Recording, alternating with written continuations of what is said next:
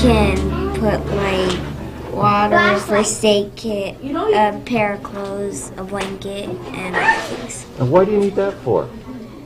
In case of an emergency. Well, some good advice when disaster strikes. In today's Estelas de Escuela, students at Glen Cove Elementary are learning what to do in case of an emergency. It's called the Red Cross Pillowcase Project, and children make supply kits using pillowcases. They also drew pictures of things they'll need to take with them.